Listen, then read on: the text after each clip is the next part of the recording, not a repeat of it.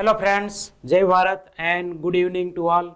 Welcome back to the Advait Achievers Super 3000 जहाँ पर आज हम continuity differentiability and methods of differentiation के ऊपर क्वेश्चन जो है वो कैसे कैसे मेंस में आ सकते हैं उसके ऊपर डिस्कशन करने वाला है.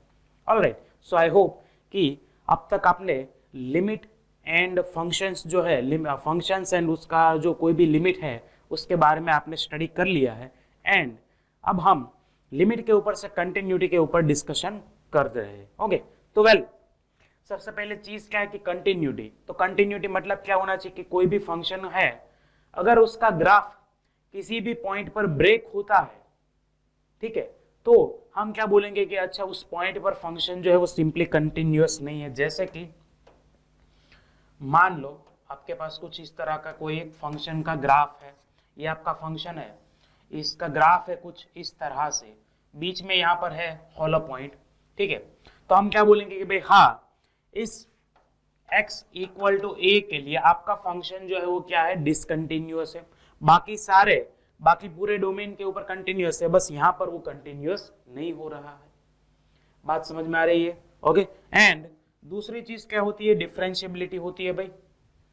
और यस सॉरी, डिफरेंशियबिलिटी के पहले कंटिन्यूटी चेक करने के लिए हम क्या क्या चीजें चेक करते हैं. अगर हमारे पास directly x equal to a की लेफ्ट साइड और राइट साइड पर अलग अलग फंक्शंस है तो हम क्या चेक करेंगे, left hand limit at x equal to a, ठीक है, और राइट हैंड लिमिट हम x इक्वल टू a का चेक करेंगे. अगर ये दोनों इक्वल आ रहे हैं तो उसके बाद हम क्या चेक करेंगे कि इसके इक्वल f ऑफ a है कि नहीं है.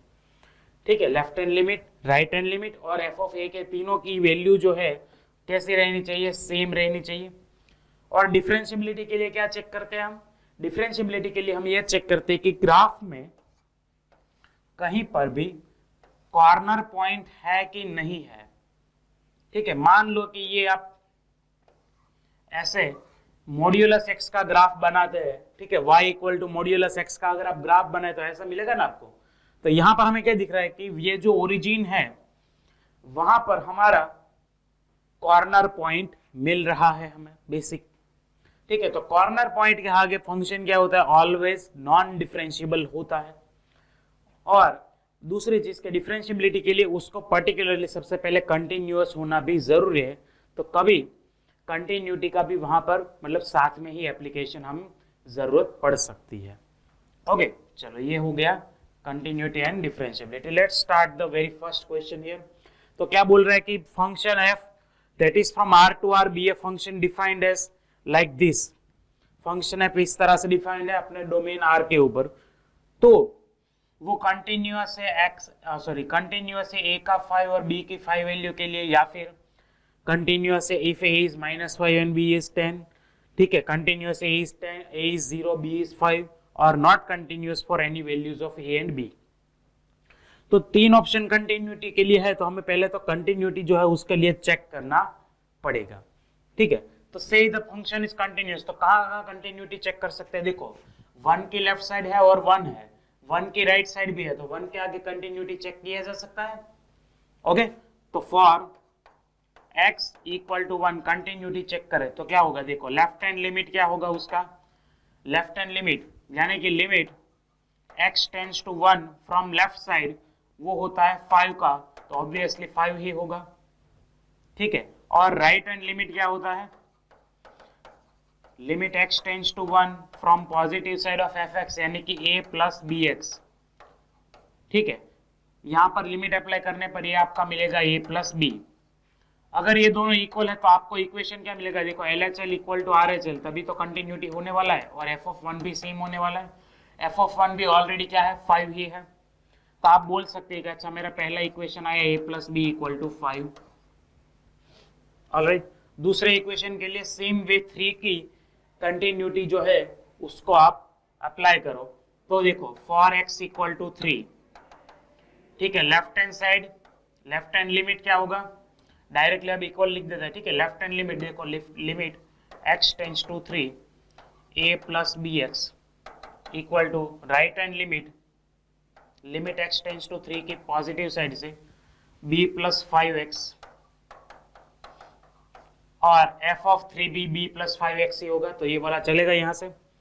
चलो 3 अप्लाई कर दो, तो a plus 3b is equal to b plus 5 3 15, यानी कि ये आपको क्या मिला, a plus 2b equal to 15, second equation मिला। और सिमिलर वे 5 की कंटिन्यूटी भी आप चेक कर सकते हैं, लेकिन सबसे पहले यहाँ से a और b का वैल्यू निकालते हैं। चलो a plus b equal to 5 और a plus 2b equal to 15, तो फ्रॉम 1 and 2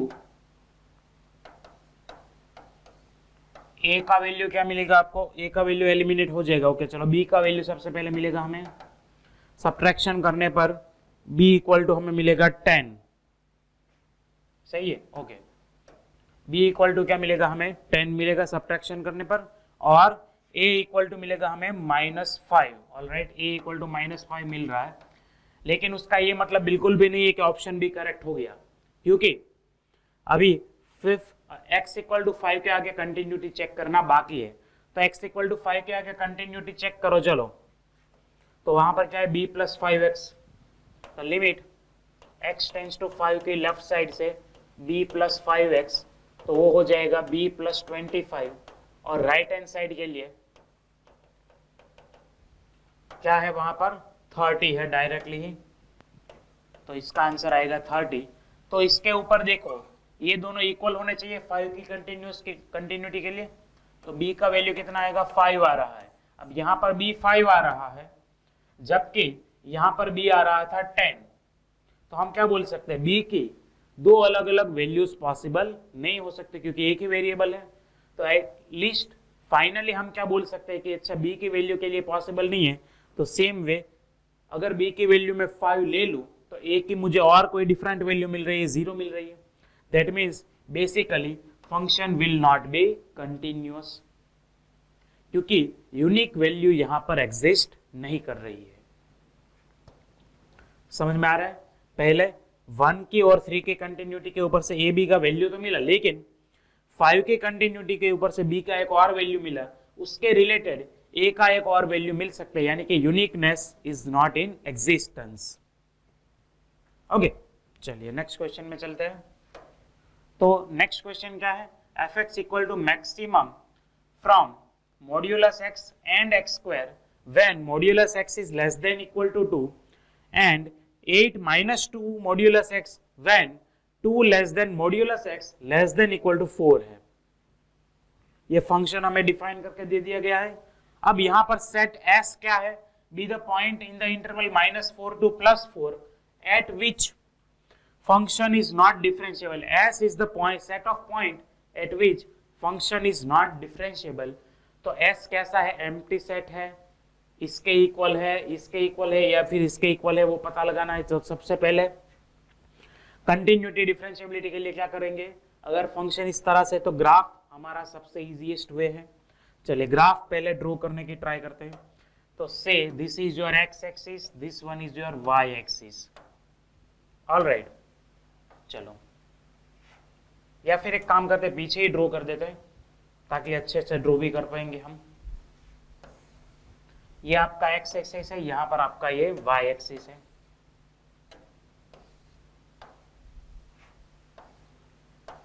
चलो f क्या है, f(x) इक्वल टू है maximum from modulus x and x square when क्या है, modulus x is less than equal to 2 वाला, और 8 माइनस 2 मॉड्यूलस x है when 2 less than modulus x less than equal to 4 है।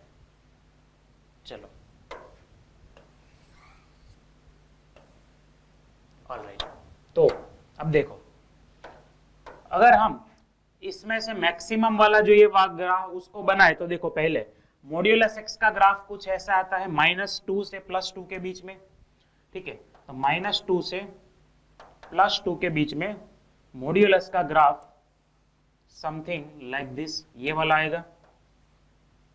Okay चलो, और उसी में x स्क्वायर का ग्राफ कुछ ये यू दिखेगा। -2 के वक्त x स्क्वायर की वैल्यू क्या होगी, 4 होगी, ठीक है। तो हमें कुछ यू दिखेगा।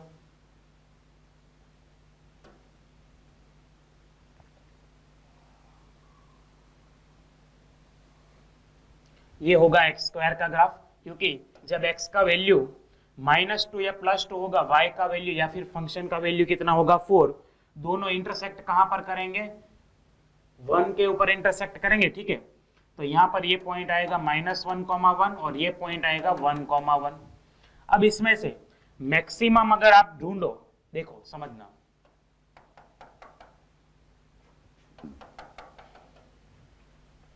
ठीक है। तो मैक्सिमम वाला यानी कि ऊपर का फंक्शन हम ग्राफ को ट्रेस करेंगे, जो ऊपर का पार्ट होगा वो हम एक्सेप्ट करेंगे तो हमें मैक्सिमम मिल जाएगा। देखो यहाँ पर ऊपर का क्या है, उसके ऊपर आगे बढ़ेंगे, ठीक है। हम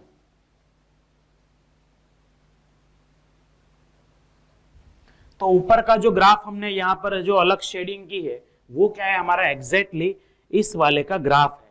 अब उसमें ये वाला फंक्शन हम ऐड करें, ठीक है, ये वाला क्या है 8 - 2x है। तो जब x की वैल्यू पॉजिटिव होगी तब 2 से 4 के बीच में इसको डील करेंगे। तो 2 से 4 के बीच में कहां पर आएगा, ये 8 - 2x जैसा बन जाएगा, ठीक है। x पॉजिटिव है तो ये 8 - 2x बन जाएगा। 8 - 2x यानी कि उसका स्लोप जो होगा, ठीक है, स्लोप कैसा होगा, पॉजिटिव होगा। 8 - 2x, एक मिनट, y इक्वल टू यहाँ पर क्या आएगा 8 - 2x आएगा। चलो, तो उसका अगर हमने ग्राफ ड्रॉ किया तो कुछ ना कुछ ऐसा दिखेगा, ठीक है। आप उसका x एक्सिस के साथ इंटरसेक्शन निकाल दो। तो x एक्सिस के साथ इंटरसेक्शन के लिए y को 0 रख दो, तो x का वैल्यू कितना आएगा 4 आएगा। तो यहाँ पर ये 4 के ऊपर इंटरसेक्ट करेगा। और y की वैल्यू के लिए x को 0 रख दो, तो y इक्वल टू आएगा 8, जो इसके ऊपर इंटरसेक्ट करेगा कहीं पर। सिमिलर वे जब नेगेटिव होगा मॉड्यूलस x में, जब x नेगेटिव होगा तब ये -4 से -2 के बीच में आएगा। तो उस टाइम क्या बनेगा 8 + 2x बनेगा। तो वंस अगेन x एक्सिस के इंटरसेक्शन के लिए y इक्वल टू 0 रखने पर इंटरसेक्शन आएगा -4 के साथ। कहां पर इंटरसेक्शन आएगा -4 के साथ, यानी कि ये कंप्लीट हो गया अभी। ओके, तो बेसिकली आपका फंक्शन का ग्राफ यहां से इस तरह से आएगा, पूरा का पूरा ग्राफ इस तरह से बना है। अब देखो इसमें कॉर्नर पॉइंट जहां जहां होंगे फंक्शन वहां पर नॉट डिफरेंशिएबल होगा, ये कंफर्म है। तो देखो एक कॉर्नर पॉइंट यहां पर आएगा जो होगा -2,4, ठीक है। दूसरा यहां पर आया -1,1, तीसरा यहां पर मॉड्यूलस वाले का कॉर्नर पॉइंट आएगा ओरिजिन, तीसरा चौथा यहां पर 1,1, पांचवा यहां पर 2,4। तो -4 से +4 के बीच में कहां कहां नॉट डिफरेंशिएबल होगा, -2 के लिए, -1 के लिए, 0 के लिए, 1 के लिए और 2 के लिए नॉट डिफरेंशिएबल होगा। तो what we can say, it is not differentiable at -2, -1, 0, 1 and 2। वही हमारा हुआ सेट। किस तरह से फंक्शन का ग्राफ पहले ड्रॉ किया जाता है वो पता है सबको, ठीक है। मैक्सिमम यानी कि आप जो भी दो फंक्शन मिक्स किए हैं उसमें से, उसके ग्राफ में से जो ऊपर की लाइन है उसी को ट्रेस करना है, और मिनिमम यानी नीचे की लाइन को ट्रेस करना है। तो यहां पर सबसे पहले हमने x² और मॉड्यूलस x में से ऊपर की लाइन को ट्रेस किया। तो एक कॉर्नर पॉइंट यहां पर, दूसरा यहां पर, तीसरा यहां पर मिला। फिर 2 से 4 के मॉड्यूलस x वैल्यू के लिए हमने इसको बनाया, तो वो इस तरह से, और यहां पर एक आएगा, तो वहां पर ज्वाइंट जो है लगा है, वहां पर कॉर्नर पॉइंट 2 और बन गए। तो टोटल कितने पॉइंट आ गए, 5 पॉइंट आ गए। वहां पर फंक्शन होगा not differentiable. Got it? Okay, next question में चलते हैं। नेक्स्ट क्वेश्चन क्या है, फंक्शन है -1 to +1 से लेकर r तक, और गिवन है by maximum from negative modulus x and negative of √1 - x²।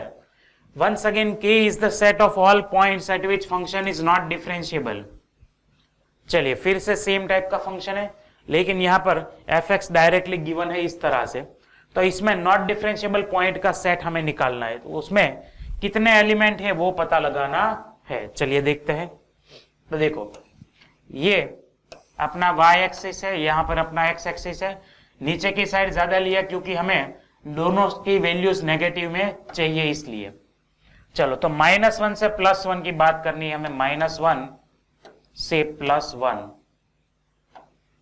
अब देखो -1 से +1 में नेगेटिव मॉड्यूलस x का ग्राफ कुछ ऐसा होगा ना, कि नहीं होगा ये? ओके, चलो ये -1 तक और ये +1 तक। ओके, चलो अब आगे बढ़े। दूसरा ग्राफ हम बनाते हैं। ये वाला क्या है? √1 - x², यानी कि x² + y² = 1 सर्कल का ग्राफ है। कैसा चाहिए हमें? नेगेटिव चाहिए, यानी कि हमारा इस क्वाड्रेंट में सर्कल कुछ यूं दिखेगा हमें। ये हमारा सर्कल है, ठीक है। अब इसमें से क्या चाहिए हमें? मैक्सिमम चाहिए, यानी कि ऊपर की लाइन चाहिए। तो ऊपर की लाइन क्या आएगी? देखो, यहां से शुरू होगी, फिर ये वाली ऊपर की लाइन बन जाएगी, फिर ये वाली ऊपर की लाइन, यहां कॉर्नर पॉइंट, ये वाली फिर से एक ऊपर की लाइन। तो देखो कॉर्नर पॉइंट जो है वो कितना है? -1 से +1 में। तो एक यहां पर कॉर्नर पॉइंट आ गया, दूसरा यहां पर आया और तीसरा यहां पर आ गया। तो टोटल वहां पर 3 कॉर्नर पॉइंट आ रहे हैं। तो तीनों कॉर्नर पॉइंट के ऊपर ऑब्वियसली फंक्शन जो होगा वो नॉन डिफरेंशिएबल ही रहेगा। तो नॉन डिफरेंशिएबल फंक्शन का जो नॉन डिफरेंशिएबल पॉइंट का जो सेट है उसमें 3 एलिमेंट आएंगे। हो रहा है क्लियर अब अच्छे से? ओके, चलिए नेक्स्ट क्वेश्चन में चलता है। नंबर 4, f(x) है -1 से -1 फ्रॉम -2 to 0 और x² -1 फॉर 0 to 2। अब हमें gx एक अलग फंक्शन दूसरा डिफाइन किया गया, modulus of f(x) plus f of modulus x। तो -2 से +2 का जो इंटरवल है वहां पर g जो है वो डिफरेंशिएबल है सभी पॉइंट के आगे, या फिर नॉट कंटिन्यूअस है, नॉन डिफरेंशिएबल है, या फिर नॉन डिफरेंशिएबल एट 1 पॉइंट, वो पता लगाना है। चलिए क्लियर है इतनी बात? तो उसमें आगे बढ़ते चलो। क्या बोल रहे हैं कि वो f(x) अपने पास है, वो तो गिवन है। मॉड्यूलस f(x) फाइंड आउट करते चलो, मॉड्यूलस ऑफ f(x). तो देखो यहां पर क्या करेंगे? मॉड्यूलस अगर अप्लाई करें तो कुछ u दिखेगा, यहां पर भी मॉड्यूलस अप्लाई करें तो 1 दिखेगा। अब होगा क्या भाई? -2 से 0 के बीच में मॉड्यूलस की वैल्यू, ठीक है, x मॉड्यूलस x की वैल्यू आ रही है, लेकिन एक्चुअल में देखा जाए तो ये पॉसिबल ही नहीं है। समझ में आ रहा है कि नहीं आ रहा? अरे नहीं, सॉरी मैंने गलत कर ली। मॉड्यूलस f(x) का है ना, यहां पर तो नहीं आएगा। ओके सॉरी, x तो एज इट इज रहेगा, वंस अगेन सॉरी। ओके, तो इसका मॉड्यूलस -1 का मॉड्यूलस आ गया 1, और यहां पर मॉड्यूलस अप्लाई कर दो तो वो आ रहा है 0 less than equal to x less than equal to 2। Okay, यहां पर सिर्फ लेस देन है, यहां पर लेस देन इक्वल टू है। ओके, अब देखो इसका 2 पार्ट में हम पार्टीशन कर सकते हैं, 0 से 1 और 1 से 2। 0 से 1 के लिए ये क्या बनेगा? 1 - x², और 1 से 2 के लिए ये बनेगा x² - 1। तो यहां पर मैं इसको मिटा के सिंपल कर देता हूं, 1 - x² फॉर 0 to 1, ठीक है, या फिर आप इक्वल भी कर दो यहां पर तो भी चलेगा, और x² - 1 फॉर 1 to 2। ओके, तो ये आ गया आपका मॉड्यूलस ऑफ f(x). अब बात करते हैं f ऑफ मॉड्यूलस x के बारे में। तो देखो यहां पर क्या आएगा? -2 less than equal to modulus x less than 0।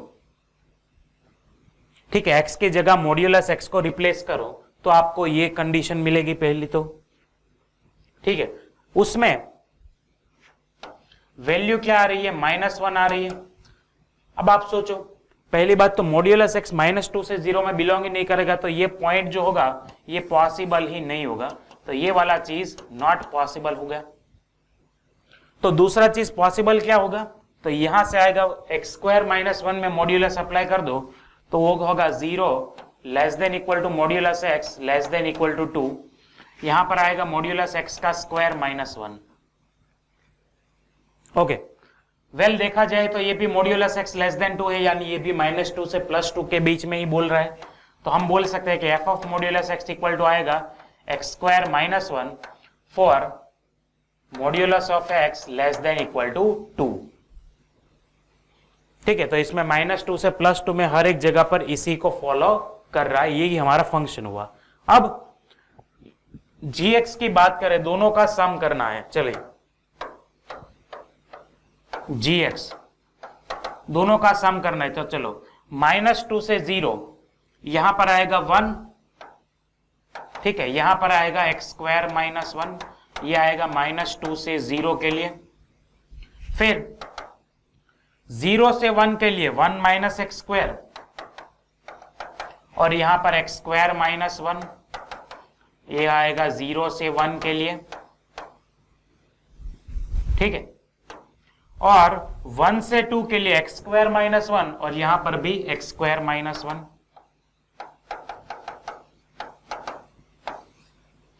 ये आएगा 1 से 2 के लिए। तो बेसिकली हुआ क्या, देखो gx यहां पर हुआ x², यहां पर हो गया 0, और यहां पर हो गया 2 टाइम्स x² - 1। तो पीछे उसको लिख देते हैं कि gx एक्चुअली यहां पर हुआ x² 0 और 2 टाइम्स x² - 1, यहां पर है -2 से 0 के लिए, ये वाला किसके लिए है 0 से 1 के लिए, और ये वाला जो है वो 1 से 2 के लिए। ओके, ये फंक्शन यहां पर इस तरह से आ रहा है। अब इसका क्या करना है, देखो कंटिन्यूटी जो हो गया है, अगर उसको चेक करें हम जी का, तो कंटिन्यूटी के लिए देखो 0 के आगे चेक कर लो, तो 0 के आगे कंटिन्यूटी 0, यहां पर भी 0 आएगी, यहां पर भी 0 आएगी, यानी कि कंटिन्यूटी में कोई प्रॉब्लम नहीं है 0 के ऊपर। 1 के ऊपर चेक करो तो यहां पर भी 0 आ रही है और यहां पर भी 0 आ रही है, कंटिन्यूटी में प्रॉब्लम कोई भी नहीं है, तो सी ऑप्शन निकल गया। अब डिफरेंशिएबिलिटी के बारे में चेक करो, चलो तो देखो g' क्या होगा, इसका डेरिवेटिव आएगा 2x, ये कांस्टेंट नंबर के जैसे इसको डील करो तो यहां पर आएगा 0 और यहां पर आएगा 4x, ठीक है।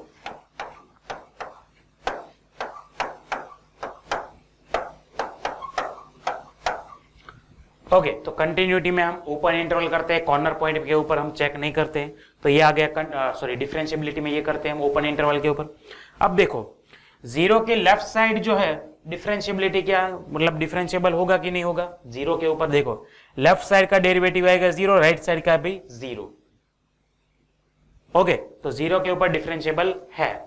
फिर 1 की लेफ्ट साइड डेरिवेटिव आएगा 0, राइट साइड डेरिवेटिव आएगा 1। देखो यहां पर हुआ क्या, g'0 तो 0 ही आ रहा है, तो वहां पर डिफरेंशिएबल है, लेकिन g'1 जो है, ठीक है, अगर वो लेफ्ट साइड पर ढूंढे माइनस तो वो आएगा 0, और राइट साइड पर अगर ढूंढे तो वो आ रहा है 4, यानी कि 1 के आगे फंक्शन g जो है वो डिफरेंशिएबल नहीं बन रहा है। क्या हुआ, it is not differentiable eight 1, getting it. 2 के ऊपर जो चेक करने का सवाल ही नहीं, तो हम क्या बोल सकते हैं कि इस इंटरवल में एग्जैक्टली 1 पॉइंट है ऐसा, एक पॉइंट ऐसा है 1 वाला जहां पर फंक्शन डिफरेंशिएबल नहीं है, तो हम बोल सकते हैं कि नॉट डिफरेंशिएबल एट 1 पॉइंट, यानी कि option D is correct option.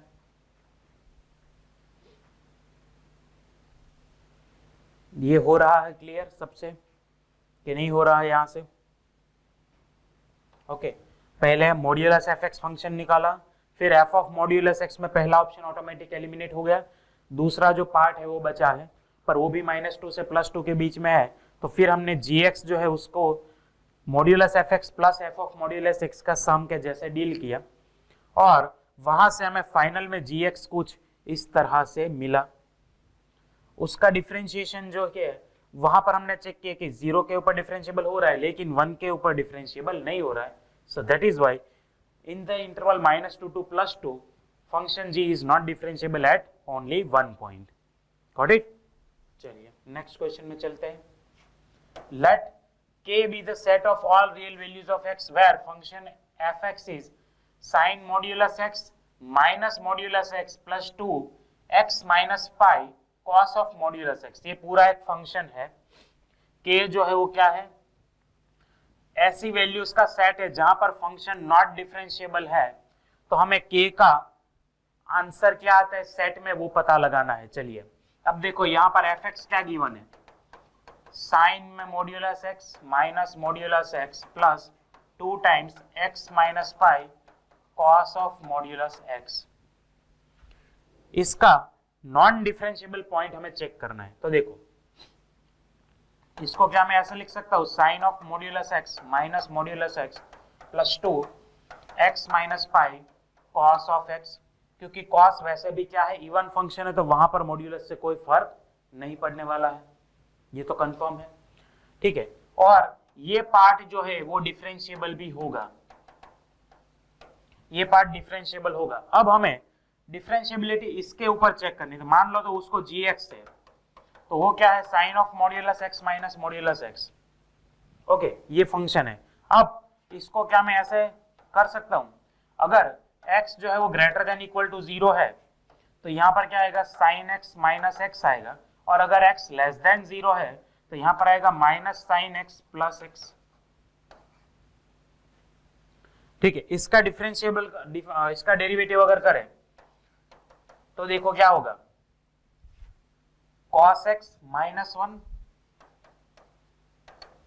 और यहां पर क्या आएगा माइनस cos x प्लस 1, यानी कि 1 माइनस cos x। अब 0 के आगे अगर डिफरेंशिएबिलिटी चेक करें, क्योंकि 0 के लेफ्ट और राइट साइड की डील हो रही है ना यहाँ पर, तो 0 के ऊपर डिफरेंशिएबिलिटी चेक करें तो इसमें भी 0 आएगा, लेफ्ट राइट साइड में भी 0 आएगा और लेफ्ट साइड में भी 0 आ रहा है, यानी कि फंक्शन जो है वो क्या है 0 के ऊपर डिफरेंशिएबल हो रहा है। फंक्शन क्या हो रहा है 0 के ऊपर डिफरेंशिएबल हो रहा है। देखो और कोई पॉइंट तो आ नहीं रहा था, क्योंकि 0 के आगे हमें चेक करना पड़ रहा है। ठीक है, तो 0 के ऊपर अगर डिफरेंशिएबल हो रहा है तो बाकी सब में तो ऑटोमेटिक डिफरेंशिएबल हो ही जाएगा, क्योंकि दूसरे कहीं पर भी कॉर्नर पॉइंट जनरेट नहीं हो रहा है, कॉर्नर पॉइंट के जैसा फील्ड जनरेट नहीं हो रहा। तो यहां पर हम बोल सकते हैं कि ये भी एक्चुअली कॉर्नर पॉइंट नहीं है, स्मूथ कोई पॉइंट है, तो फंक्शन जो है वो कहीं पर भी डिफरेंशिएबल नहीं है, यानी कि नॉन डिफरेंशिएबल पॉइंट का सेट क्या होगा, एम्प्टी सेट हो जाएगा। It is not differentiable at anywhere. Okay, I mean differentiable at everywhere, वो भी सब बोल सकते हैं। ओके, चलिए तो नेक्स्ट क्वेश्चन में चलेंगे। नंबर 6 क्वेश्चन क्या बोल रहा है, S let S be the set of all point from minus pi to plus pi at which this function fx equal to minimum from sin x and cos x is not differentiable। S जो है वो non differentiable का क्या है, point का set है from minus pi two plus pi of this function. तो S इनमें से किसका सबसेट है वो पता लगाना है। तो सबसे पहले क्या करते हैं, minimum of sine x and cos x का ग्राफ अगर बनाए, देखो यहाँ पर है मान लो कि माइनस पाई, यहाँ पर है प्लस पाई, तो फंक्शन का ग्राफ साइन एक्स का अगर ड्रॉ करें तो कुछ ऐसा दिखता है ना साइन एक्स का ग्राफ। ठीक है, ये क्या है साइन एक्स का ग्राफ है। अब इसमें cos x का अगर हम ग्राफ ड्रॉ करें तो cos x का ग्राफ हमें कुछ ऐसा दिखता है, ये हमारी माइनस पाई की लाइन, ये हमारी प्लस पाई की लाइन, तो हमारा ग्राफ जो है वो कुछ ऐसा दिखता है। ठीक है, ये होता है हमारा cos का ग्राफ ब्लू वाला और रेड वाला हमारा साइन का ग्राफ। इनमें से मिनिमम हमें निकालना है, तो मिनिमम यानी कि क्या आएगा, नीचे का लाइन करेंगे तो नीचे का लाइन देखो यहाँ पर ये कॉर्नर पॉइंट आ गया। ठीक है, फिर नीचे का लाइन, यहां पर एक और कॉर्नर पॉइंट आ रहा है और फिर यहां पर नीचे का लाइन।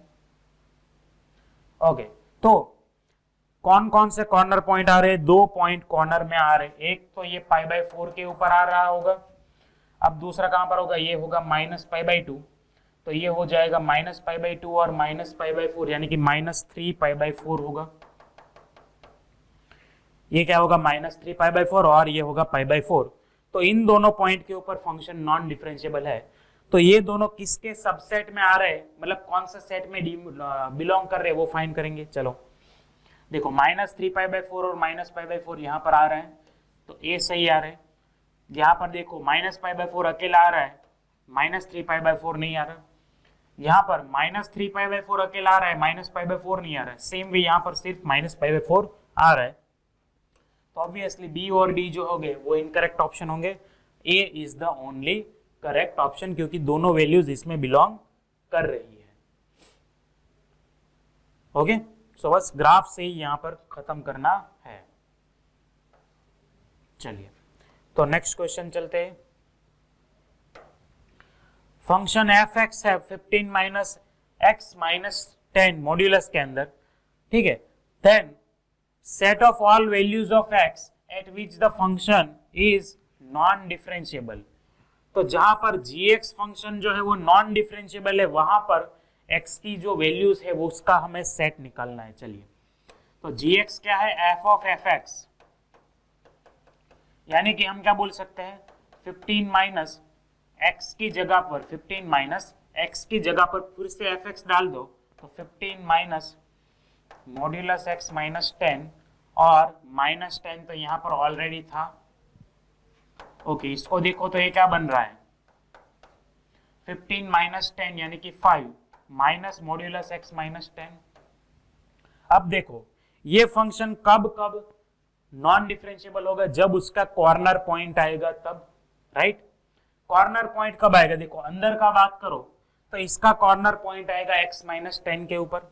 तो g is non differentiable at x equal to 10 and दूसरा कॉर्नर पॉइंट कब आएगा, जब ये वाला मॉड्यूलस जो होगा वो किसके इक्वल होगा, ये वाला मॉड्यूलस अगर 0 के इक्वल होगा तब, ठीक है। अंदर वाला मॉड्यूलस जब 0 के इक्वल होगा और ये वाला मॉड्यूलस जब 0 के इक्वल होगा तब भी कॉर्नर पॉइंट बन रहा होगा, यानी कि दूसरा आएगा 5 minus modulus x minus 10 equal to 0 के ऊपर। तो एक तो वैल्यू मिल गई 10, दूसरी दो वैल्यूज यहां से निकालते हैं। चलिए तो 5 इक्वल टू आइदर आएगा x माइनस 10 और -5 इक्वल टू आएगा और x माइनस 10। तो यहाँ पर x का वैल्यू आ रहा है 15 और यहाँ पर x का वैल्यू कितना आएगा 5 आएगा। तो जब जब x की वैल्यू 5, 10 और 15 होगी, फंक्शन g जो होगा वो कैसा होगा, नॉन डिफरेंशिएबल, यानी कि ए ऑप्शन हमारा राइट ऑप्शन होगा। क्लियर है? ओके, तो इस तरह से यहां से बस कॉर्नर पॉइंट हमें निकालने हैं। कॉर्नर पॉइंट यानी कि ये टर्म 0 कब होता है वो वाला चीज। चलिए नेक्स्ट क्वेश्चन में चलते हैं। फंक्शन जो है वो डिफाइन है π/6 से लेकर π/3 पर बाय दिस वे, तो वो कंटिन्यूअस है, तो k का वैल्यू निकालो। चलो फंक्शन जो है वो कंटिन्यूअस है, k का वैल्यू निकालना है। तो obviously limit of fx at x equal to x tends to π/4 वो होगा f ऑफ π/4 के इक्वल, यही होता है कंटिन्यूटी का डेफिनेशन के अकॉर्डिंग। चलो यहाँ पर क्या आएगा, √2 cos x minus 1 upon cot x minus 1 equal to k, ठीक है। इसका लिमिट फाइंड करने के लिए क्या करेंगे, सिंपल है, एल हॉस्पिटल रूल अप्लाई कर सकते हैं। एल हॉस्पिटल में क्या होगा, न्यूमरेटर को सेपरेटली डेरिवेटिव करो, डिफरेंशिएट करो, तो √2 cos x का आएगा नेगेटिव √2 sin x डेरिवेटिव, और cot x माइनस 1 का आएगा negative cos x square x equal to k। अब ये टर्म नॉन जीरो बन रहा है लिमिट अप्लाई करने पर, तो यहाँ पर लिमिट अप्लाई कर दो तो हमें क्या मिल रहा है, negative √2 sin π/4 divided by negative cos x square π/4 equal to k। Negative negative तो गया, ऊपर आया √2 इंटू 1/√2 और यहाँ पर आएगा √2 का स्क्वायर, ये दोनों भी गया। तो फाइनली k का वैल्यू कितना आएगा, k का वैल्यू आएगा 1/4। ऑल राइट, तो 1/4, अच्छा वो k का वैल्यू नहीं आ रहा क्या, सॉरी 1/2 आएगा ना, √2 का स्क्वायर तो 2 आएगा। ओके, तो k का वैल्यू आएगा 1/2। Here is the answer. Simple चीज, एल हॉस्पिटल रूल यहां पर अप्लाई किया गया है, ठीक है।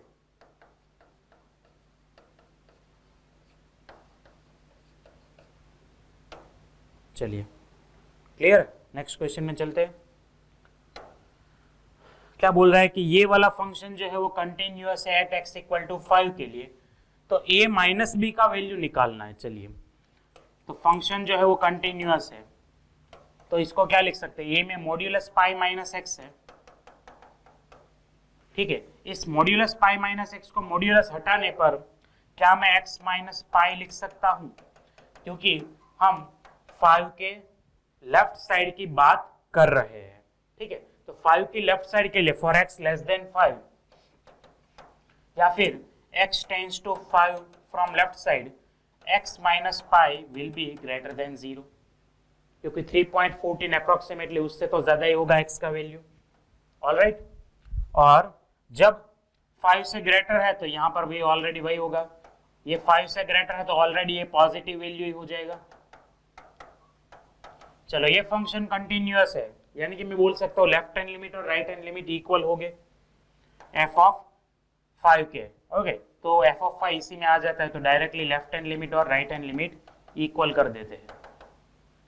तो यहाँ पर आएगा limit x tends to 5 from left side a x minus pi plus 1 equal to limit x tends to 5 from right side b x minus pi plus 3। चलो, लिमिट अप्लाई कर दो तो a 5 माइनस पाई प्लस 1 और यहाँ पर b 5 minus pi plus 3। a और b का difference चाहिए तो इसको लेफ्ट साइड ले आओ, तो 5 माइनस पाई कॉमन रहेंगे और यहाँ पर बन जाएगा a माइनस बी, सामने बन जाएगा 3 माइनस 1 यानी कि 2। तो a माइनस बी को सब्जेक्ट बनाने पर हमें क्या मिलेगा, 2/5 माइनस पाई। तो 2/5 माइनस पाई यानी कि D is the correct option here. Okay, इसको लेफ्ट साइड लाया और 5 माइनस पाई दोनों से कॉमन निकाल दिए, तो वहां पर बचा ये माइनस बी ऑब्वियसली, और ये बचा 3 माइनस 1 2। a माइनस बी को सब्जेक्ट बनाने पर 2/5 minus pi, here is the option D answer. Okay okay, चलिए नेक्स्ट क्वेश्चन नंबर 10। यहां पर फंक्शन जो है वो 3 अलग अलग पार्ट में डिवाइडेड है, लेस देन 0, इक्वल टू 0 और ग्रेटर देन 0। कंटिन्यूअस है x इक्वल टू 0 के ऊपर, तो ऑर्डर पेयर पी क्यू क्या होगा, यानी कि p और q का वैल्यू क्या होगा वो पता लगाना है। चलिए, तो फंक्शन कंटिन्यूअस है, मतलब कि मैं बोल सकता हूँ LHL, RHL और f ऑफ 0 सेम रहेंगे। चलिए, पहले इन दोनों से शुरुआत करते हैं, ठीक है। तो limit x tends to 0 negative fx वो आएगा sine px, sorry sine p plus 1x plus sine x upon x equal to x equal to 0 के आगे फंक्शन का वैल्यू है q।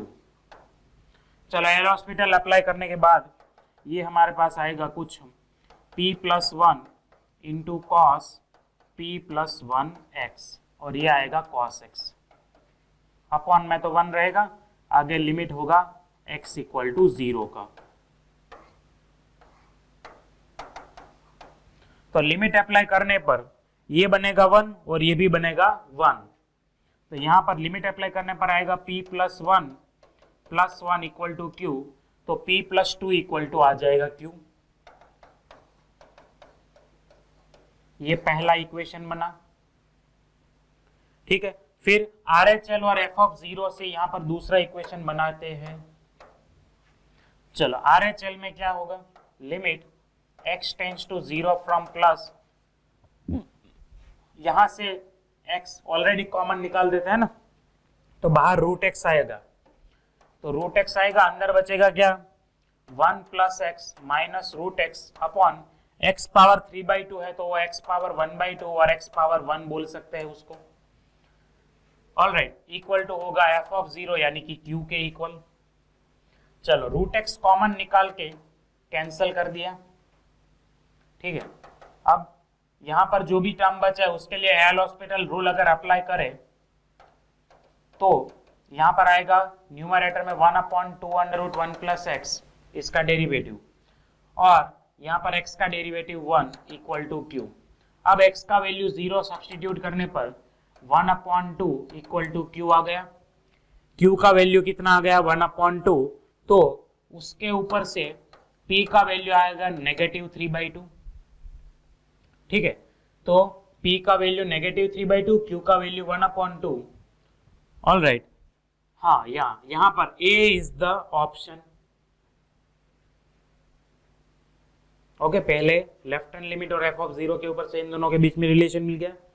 देन लेटर ऑन यहाँ पर राइट हैंड लिमिट और q के ऊपर से q का वैल्यू मिल गया, तो उसको इस इक्वेशन में डालने पर -3/2 आएगा p का value. Here is the option A correct option. Next question में चलते हैं। तो नेक्स्ट अपना जो 11th क्वेश्चन है उसमें क्या है कि f be the differentiable at c belong to r and f of c is 0। Function f जो है वो यहाँ पर डिफरेंशिएबल फंक्शन है at c belong to r, जहां पर f ऑफ c का वैल्यू क्या हो रहा है, वो 0 हो रहा हो वहां पर। अब दूसरा एक फंक्शन gx जो है वो modulus of fx equal to modulus fx के तौर पर डिफाइन किया गया है।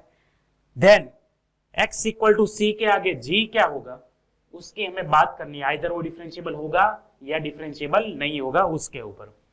चलो, तो f is differentiable function at x equal to c, वो तो यहाँ पर ऑलरेडी दिया गया है। ओके, वहां पर f ऑफ c क्या है, 0 है। अब gx अगर है मॉड्यूलस ऑफ fx,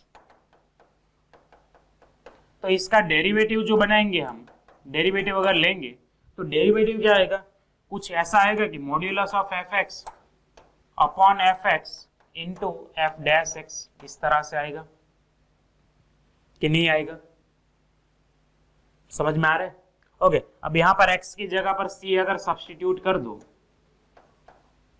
ठीक है,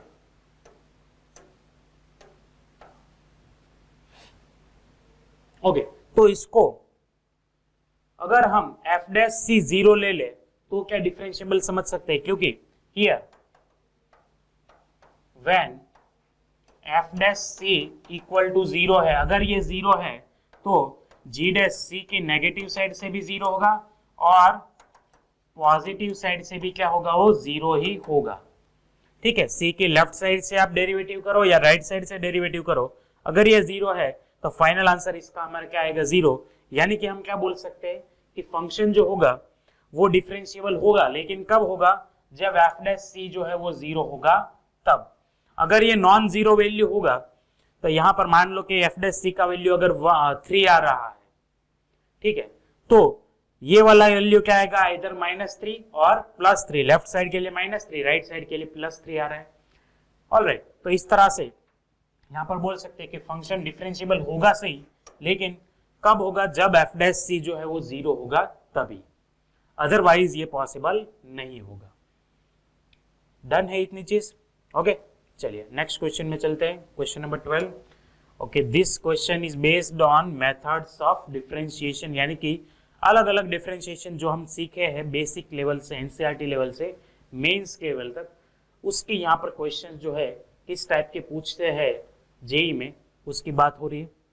चलिए, x equal to 3 times tan t है और y equal to 3 times sec t है, तो हमें d² y अपॉन dx² निकालना है।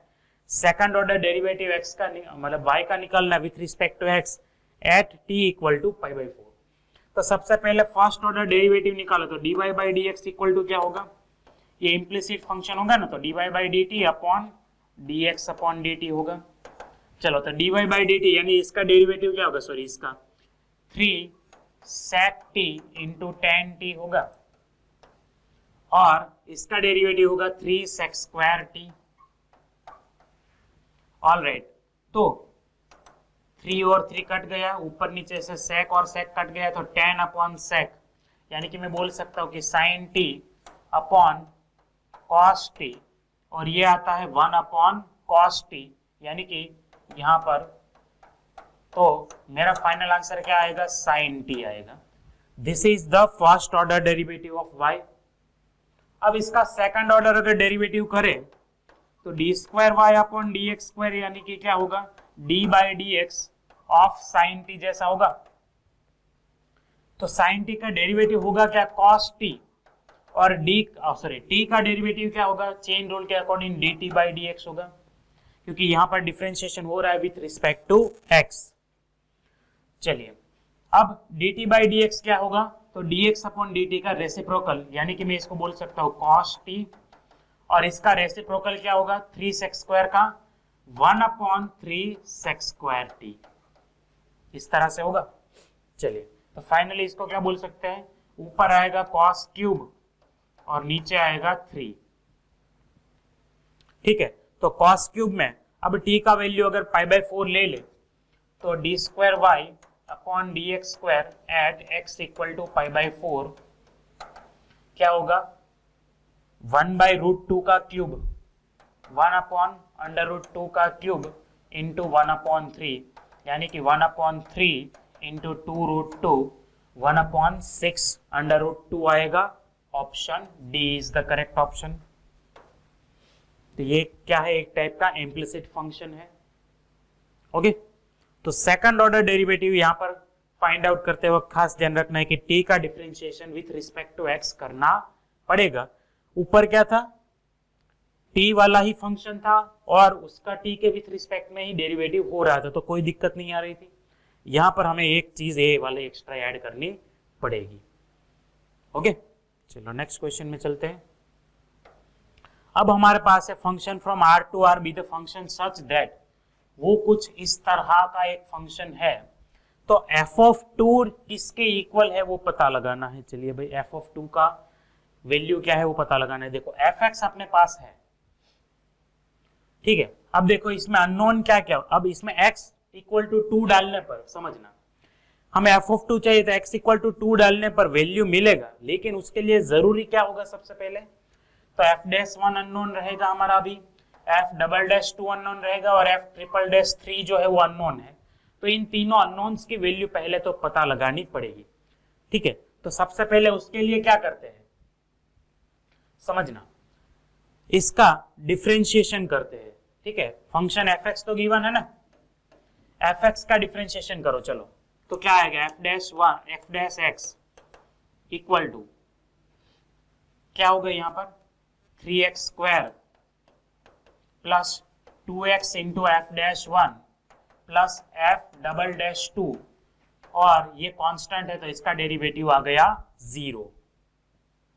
अब f'1 की जरूरत पड़ेगी तो यहाँ पर 1 डाल देते हैं x इक्वल टू 1 के लिए, तो f'1 इक्वल टू 3, एक काम करते हैं अलग कलर से लिख लेते हैं ताकि अलग से दिख जाए।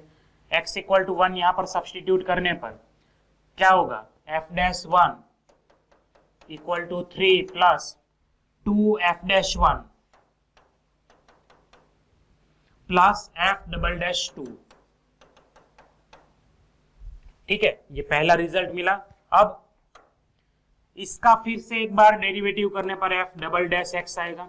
चलो क्या आता है 6x प्लस 2f'1, और ये वाला तो 0 बन जाएगा। अब इसमें f', यहाँ पर 2 है तो इसमें 2 डालने पर 6 इंटू 2 12 प्लस 2f'1 आएगा। ये एक और रिजल्ट, इसके वैल्यू ऊपर डालने पर हमें f'1 का आंसर मिलेगा, राइट। और f'3 का वैल्यू भी चाहिए तो इसका एक और बार डेरिवेटिव करने पर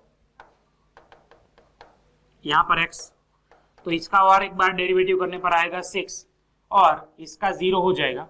अभी x इक्वल टू 3 डालने पर इसमें कोई फर्क नहीं पड़ेगा, तो f'3 क्या आएगा आंसर 6 आएगा। तो एक तो ये आंसर मिल चुका है हमें। अब इस वैल्यू को ऊपर के फंक्शन में सब्स्टिट्यूट करने पर समझना, ठीक है, क्या होगा f'1 3 प्लस 2f'1 है अपने पास, और f'2 का वैल्यू आएगा 12 प्लस 2f'1। तो कितना हुआ देख लो, ये टोटल हुआ 4 और इस साइड आएगा तो माइनस 3f'1, 3 प्लस 12 यानी कि 15, तो f'1 का वैल्यू आएगा -5, f'1 का वैल्यू आएगा -5। इस वैल्यू को वापस यहां पर रखने पर f'2 का वैल्यू कितना आएगा, तो 12 और 2 इंटू -5 यानी कि -10, तो f'2 का वैल्यू आएगा 2। चलो जितनी भी जरूरत की वैल्यू थी वो सारी मिल चुकी है। इसमें अब f(2) के लिए x = 2 सब्सटीट्यूट कर देते हैं। चलिए, तो फंक्शन क्या है पहला अपने पास, f(x) = x³ plus x² f'1 plus क्या है x × f"(2) एंड f'(3). चलो f(2) क्या होगा, 2 का क्यूब 2 का स्क्वायर, f'(1) का वैल्यू आ रहा है यहाँ पर -5, यहाँ पर 2, f'(2) का वैल्यू आएगा 2 और इसका वैल्यू आया था 6, तो ये 8, यहाँ पर क्या आएगा 4 5 -20 प्लस 4 प्लस 6, तो कितना आएगा ये 10 और 8 18, 18 - 20 यानी कि -2 should be the answer here. Yes, here it is -2. Clear हो रहा है क्वेश्चन यहाँ पर, ठीक है। इसमें आप x = 2 डाल दो तो डायरेक्ट आंसर मिलेगा, लेकिन उसके लिए अननोन क्या रहेगा, ये तीनों वैल्यूज अननोन है ना, तो उसको डेरिवेटिव करके फिर उसमें x का वैल्यू सब्स्टिट्यूट करके फाइंड आउट कर सकते हैं इक्वेशन का यूज करके। Got it? ओके, चलिए नेक्स्ट क्वेश्चन में चलेंगे। नेक्स्ट क्वेश्चन क्या है, तो x × log of log x base e है, नेचुरल लॉगरिथम है, ठीक है, -x² + y² = 4, इतना हमारा अगर फंक्शन है तो हमें dy/dx पता लगाना है एट x = e पर, x = e के ऊपर dy/dx पता लगाना है। चलिए, तो देखो ये है x log of log x -x² + y² = 4 और y > 0 है। इसका डेरिवेटिव करने पर with respect to x differentiation करने पर पहला कांस्टेंट, दूसरे का डेरिवेटिव आएगा 1/log x और log x का होगा चेन रूल के अकॉर्डिंग x, यानी कि x/x log x आएगा, ठीक है। और फिर पहला दूसरा कांस्टेंट, इसका डेरिवेटिव होगा 1 माइनस x² का डेरिवेटिव होगा 2x और y² का डेरिवेटिव होगा 2y × y1 = 4 का डेरिवेटिव 0। ये x और x चला गया,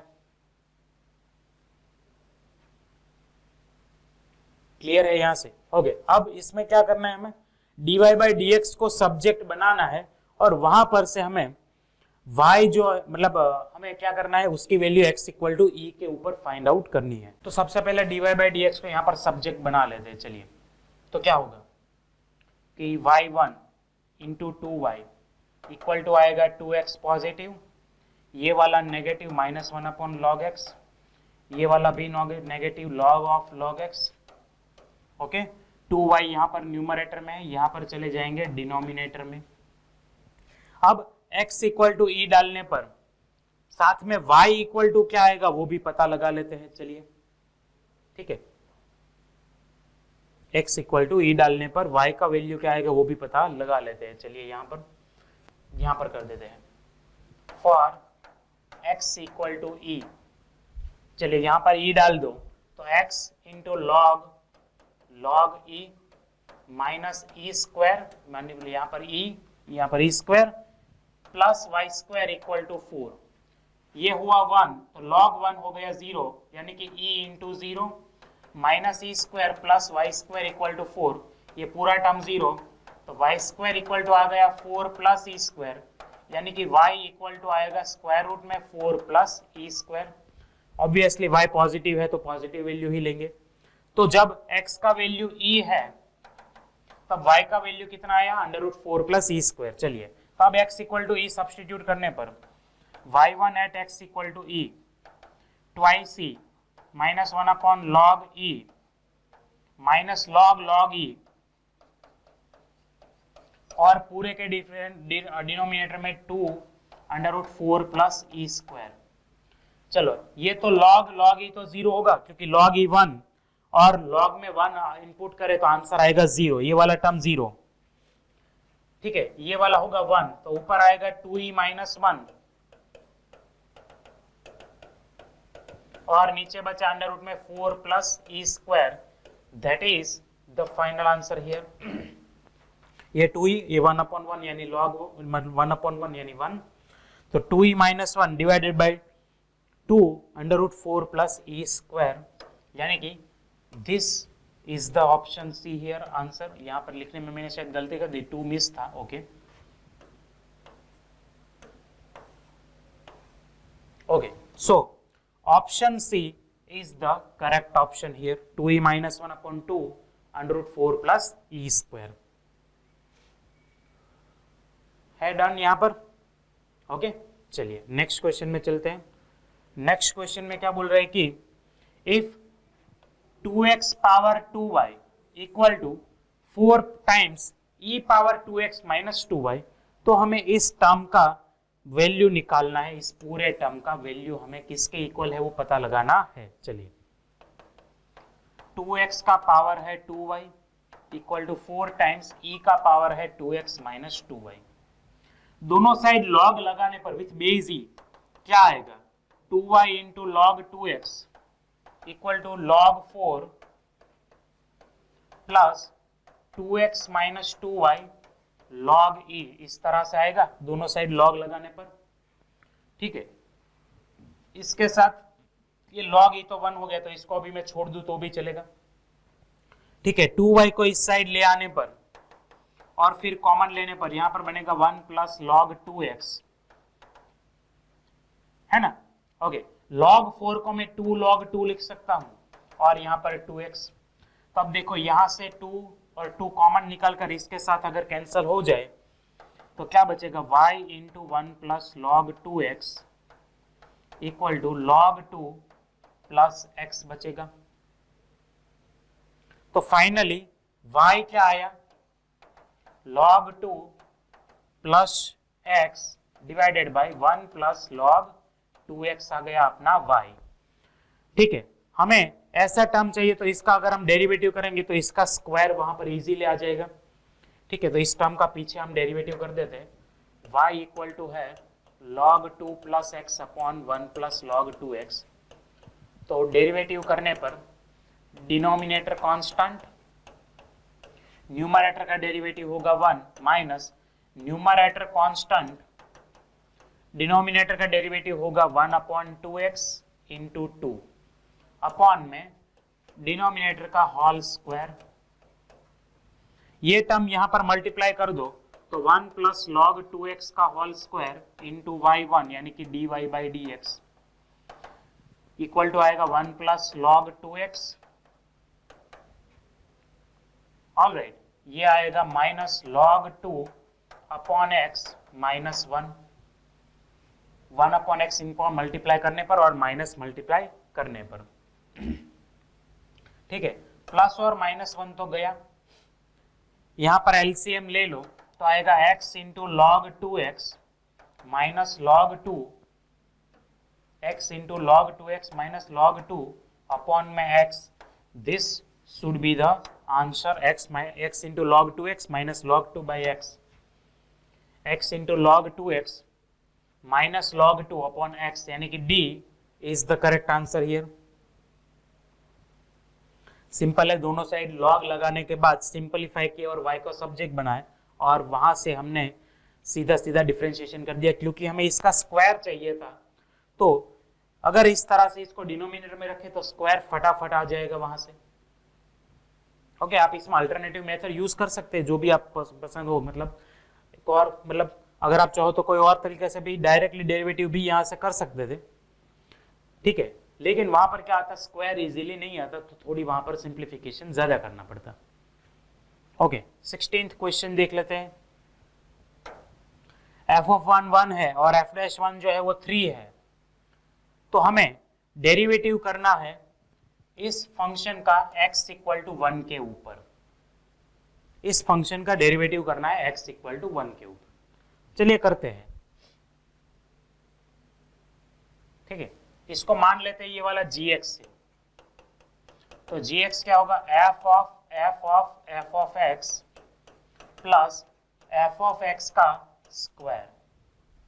चलो अब इसका डेरिवेटिव करना है x इक्वल टू 1 के ऊपर, तो क्या हम इस तरह से करेंगे। देखो ये वैल्यूज अगर गिवन है उसका मतलब क्या है कि फंक्शन डिफरेंशिएबल तो होगा ही होगा। ओके, तो कोई दिक्कत नहीं है। चलो यहाँ पर डिफरेंशिएशन करने पर अगर कंपोजिट फंक्शन है तो बाहर के फंक्शन का सबसे पहला डेरिवेटिव होता है, फिर इनटू चेन रूल में अंदर का फंक्शन जो पहला है उसका डेरिवेटिव होगा, और फिर इनटू सबसे अंदर का फंक्शन है उसका भी डेरिवेटिव होगा। चेन रूल यहाँ पर अप्लाई हो रहा है, इसको एफ जी एच के तौर पर देखो, ठीक है। और यहाँ पर क्या आएगा, एफ एक्स का स्क्वायर है तो ये आएगा 2 times F x into derivative आएगा एफ डैश एक्स। अभी हम 1 के ऊपर चेक कर रहे हैं तो यहाँ पर x की जगह पर हर बार 1 इनपुट दे दो। आई बात समझ में? ओके, अब देखो एफ डैश, एफ ऑफ 1 का वैल्यू क्या है, एफ ऑफ 1 का वैल्यू है 1, यानी कि यहाँ पर एफ ऑफ, इसका आंसर मैंने लिखा 1 इंटू एफ डैश, इसका आंसर भी है 1, और एफ डैश 1 का खुद का आंसर है 3। 2 एफ ऑफ 1 का आंसर है 1 और एफ डैश 1 का आंसर है 3।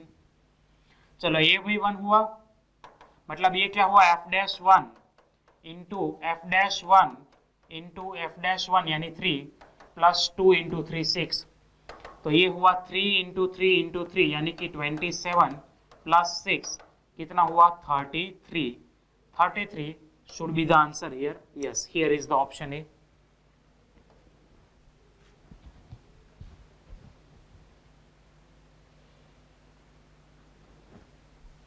All right, समझ में आ रहा है सब कुछ यहाँ से? ओके, तो यहाँ पर चेन रूल के अकॉर्डिंग डेरिवेटिव किया। ओके, यहाँ पर ये भी कंपोजिट फंक्शन के जैसे ही कुछ हमने डेरिवेटिव किया कि एक्स एफ एक्स का स्क्वायर यानी 2 टाइम्स एफ एक्स, एक्स का स्क्वायर का जैसा derivative into F dash x. वहां पर 1 के अगर हमें डिफरेंशिएशन करना था फाइंड आउट, तो x इक्वल टू 1 सब्सटीट्यूट कर दिया और वैल्यूज ऑलरेडी गिवन थी तो उसके ऊपर से डायरेक्टली आंसर हमें मिल सकता है। क्वेश्चन नंबर 17 देखते हैं। एफ एक्स है लॉग ऑफ साइन एक्स और वो है 0 से पाई के बीच में, तो ऑब्वियसली लॉग के इनपुट में पॉजिटिव वैल्यू आ रही है, डोमेन में ही है। दूसरा है sine inverse e power negative x, x का value greater than equal to 0 है, अच्छी बात है। चलिए अल्फा जो है वो पॉजिटिव रियल नंबर है सच दैट ए जो है वो f of g dash alpha है और बी जो है वो एफ ऑफ जी अल्फा है, तो ए बी और अल्फा इनमें से कौन से इक्वेशन को सेटिस्फाई करते हैं वो पता लगाना है। ओके, तो अब यहां पर सबसे पहले क्या करते हैं, f of g composite function find out करते हैं। चलिए एफ ऑफ जी एक्स क्या आएगा, फंक्शन एफ के अंदर यानी कि लॉग ऑफ साइन के अंदर आ जाएगा sign inverse e power negative x. Well ये ग्रेटर देन इक्वल टू 0 है और साइन इनवर्स के अंदर है तो 0 से 1 के बीच में ही रहेगा, कोई दिक्कत नहीं होगी। तो ये दोनों एलिमिनेट होके बनाएंगे log base E power of negative x, ठीक है, और इसका आंसर क्या आएगा नेगेटिव एक्स। तो ये आपका आ गया function f of g x. अब इसमें एफ ऑफ जी अल्फा का वैल्यू भी है तो एफ ऑफ जी अल्फा डालने पर आएगा माइनस अल्फा, यानी कि बी का वैल्यू आ गया नेगेटिव अल्फा। ओके, और एफ ऑफ जी डैश का वैल्यू अल्फा के ऊपर है ए, तो पहले एफ ऑफ जी डैश करें, एफ ऑफ जी डैश वो कितना आएगा -1 आएगा, इसका डेरिवेटिव आएगा -1, तो f of g dash at alpha वो भी आएगा -1, यानी कि ए का वैल्यू क्या आएगा -1 आएगा। तो ए का वैल्यू आ रहा है -1 और बी का वैल्यू आ रहा है माइनस अल्फा। तो हमें अब इसमें से कौन सा ऑप्शन राइट है वो पता लगाने के लिए बस यहाँ पर सब्सटीट्यूशन जो है वो करते जाना है। तो ऑप्शन ए नोट कर लेते हैं, a alpha square plus b alpha plus a. Option a alpha square plus b alpha plus a. A का वैल्यू है -1 यानी कि माइनस अल्फा स्क्वायर, बी का वैल्यू अल्फा है यानी कि अल्फा स्क्वायर, सॉरी बी का वैल्यू भी आई थिंक माइनस अल्फा है ना, यस माइनस अल्फा है। ए भी नोट कर लेते, ए -1 है और बी माइनस अल्फा है। चलिए तो ये आएगा माइनस अल्फा का स्क्वायर और प्लस -1, तो ये तो नॉट इक्वल टू 0 हो जाएगा। तो पहला ऑप्शन गलत होगा क्योंकि उसमें 0 आ दिया हुआ है। दूसरा ऑप्शन चेक करते हैं, a alpha square minus b alpha minus A,